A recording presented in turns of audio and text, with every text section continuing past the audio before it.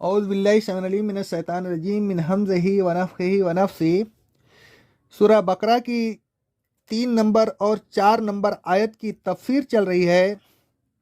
اللہ رب العالمین فرماتا ہے سورہ بقرہ کی آیت نمبر 136 میں، اے ایمان والوں کہہ دو کہ ہم ایمان لائے اللہ پر اور اس کی کتاب پر جو ہماری طرف نازل ہوئی، اور ان کتابوں پر جو ابراہیم علیہ السلام، اسماعیل علیہ السلام، اسحاق علیہ السلام، یعقوب علیہ السلام اور ان کی اولاد پر نازل ہوئی، اور ان کتابوں پر بھی ایمان لائے جو موسیٰ علیہ السلام اور عیسیٰ علیہ السلام تمام نبیوں کو ان کے رب کی طرف سے عطا کی گئی۔ ہم ان نبیوں میں سے کسی میں تفریق نہیں کرتے، سب پر ایمان لاتے ہیں اور ہم سب اللہ کے مسلم ہیں۔ اس آیت سے معلوم ہوا کہ مسلمین قرآن مجید اور دوسری تمام کتابوں پر ایمان لاتے ہیں۔ جو شخص قرآن مجید پر ایمان نہ لائے وہ مسلم نہیں ہو سکتا اور نہ ہدایت پا سکتا ہے۔ مندرجہ بالا آیات کے آگے اللہ تعالیٰ فرماتا ہے سورہ بقرہ کی آیت نمبر 37 میں، اے ایمان والوں اگر یہ لوگ اسی طرح ایمان لے آئیں جس طرح تم ایمان لائے ہو تو یہ ہدایت یاب ہو جائیں گے۔ یعنی قرآن مجید پر ایمان لائے بغیر ہدایت نہیں مل سکتی۔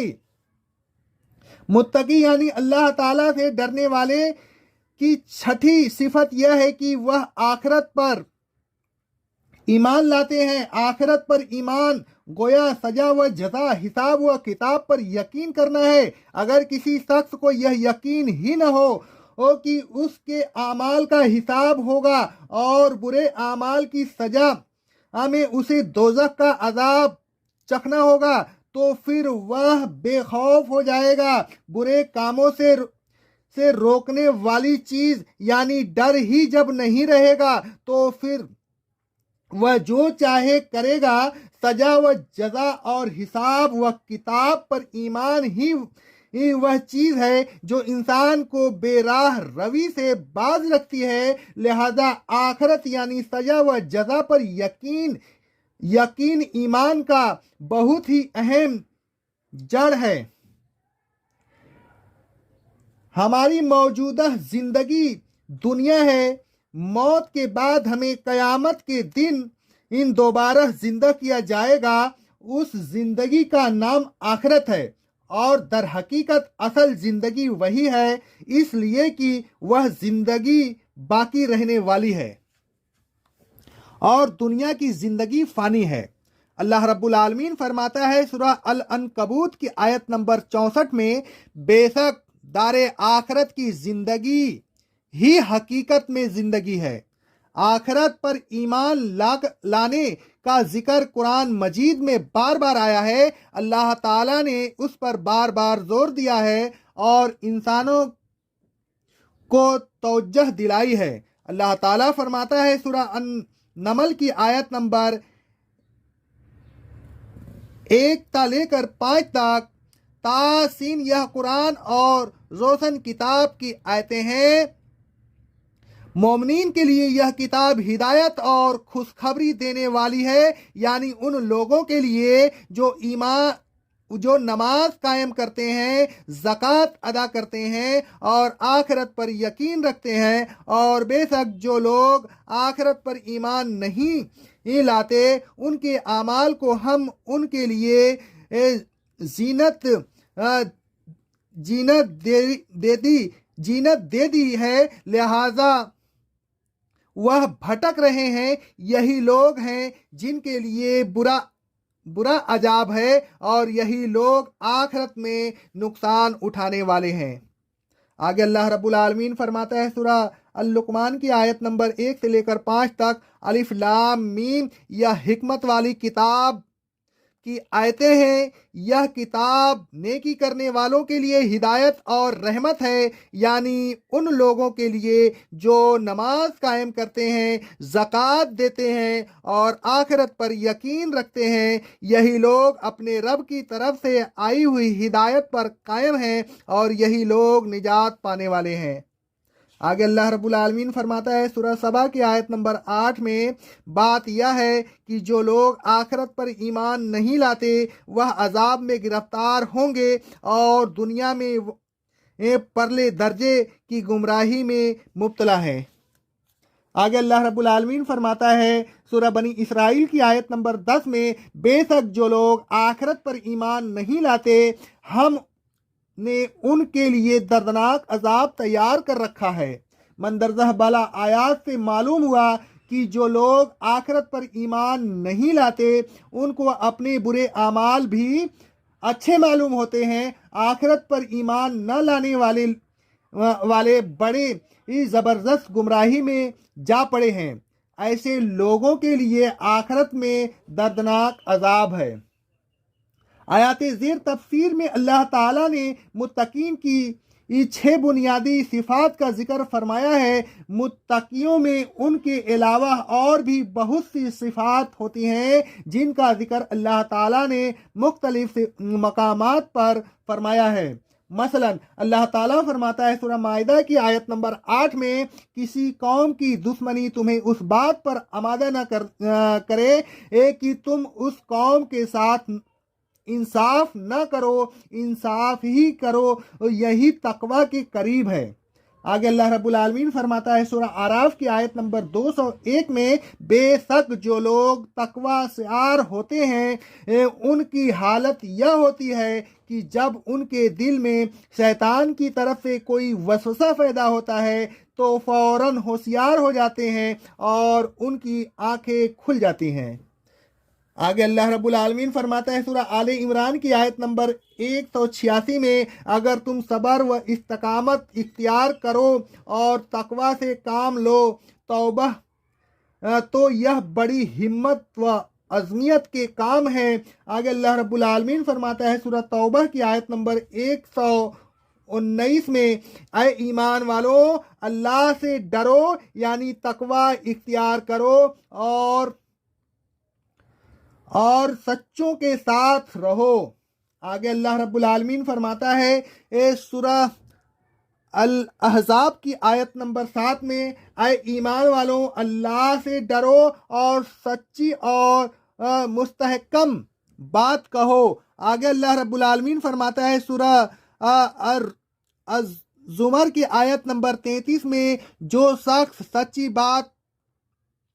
بات لائے اور سچی بات کی تصدیق کرے تو ایسے ہی لوگ متقی ہوتے ہیں۔ آگے اللہ رب العالمین سورہ بقرہ کی آیت نمبر 241 میں فرماتا ہے، متعلقہ عورتوں کو دستور کے مطابق کچھ مال دینا چاہیے، متقیوں پر یہ حق ہے۔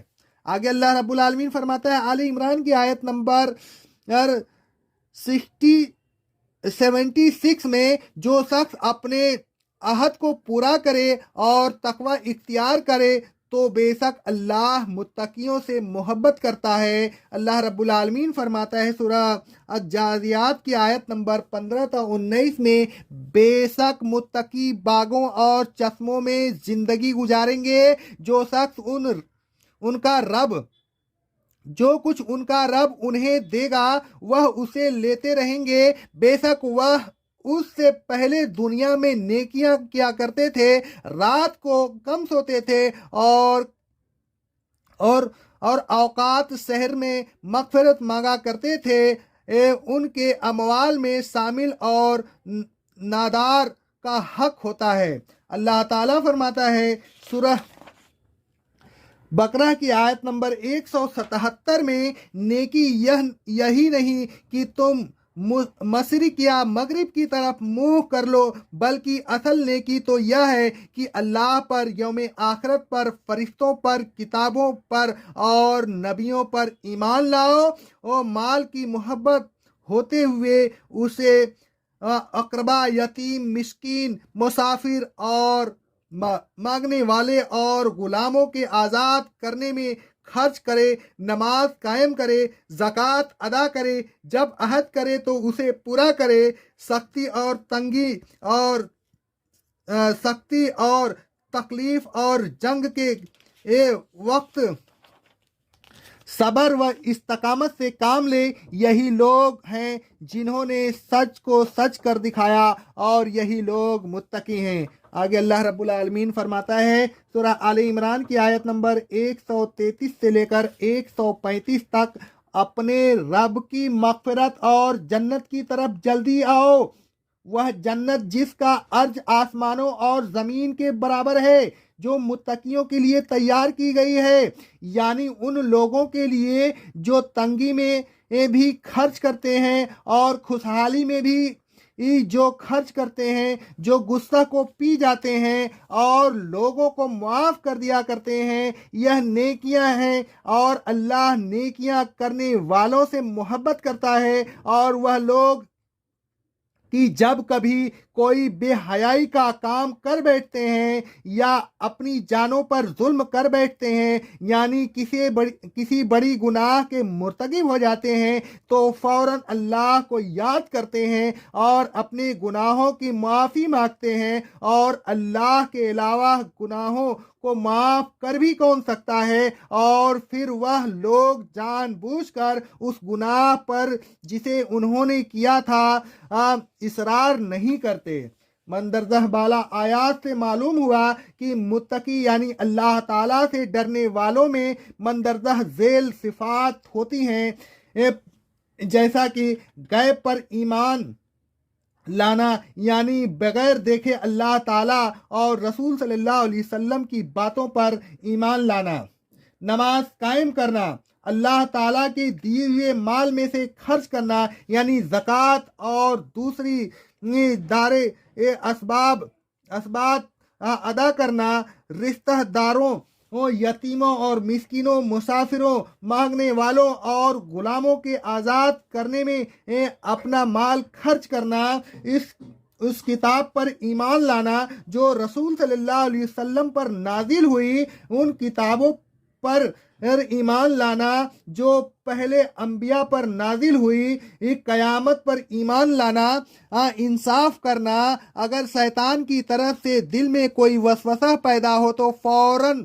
ہوشیار ہو جانا، سچوں کے ساتھ رہنا، سچوں کا ساتھ دینا، سچائی کی بات کہنا، حق کی تصدیق کرنا، متعلقات کو ان کا حق ادا کرنا، عہد کو پورا کرنا، نیکیاں کرنا، رات کو کم سونا اور اللہ تعالیٰ کی عبادت کرنا، صبح کے وقت استغفار کرنا، اللہ تعالیٰ پر، فرشتوں پر اور تمام نبیوں پر ایمان لانا، سختی، تنگی اور جنگ کے موقع پر صبر و استقامت اختیار کرنا، تنگ دستی اور خوشحالی گر یہ کہ ہر حال میں اللہ تعالیٰ کے راستہ میں خرچ کرنا، غصہ کو پی جانا، لوگوں کے قصور معاف کر دینا، گناہ ہو جانے کے بعد فوراً اللہ تعالیٰ کا خوف و انگیز ہونا اور توبہ کرنا، جان بوجھ کر گناہ پر اصرار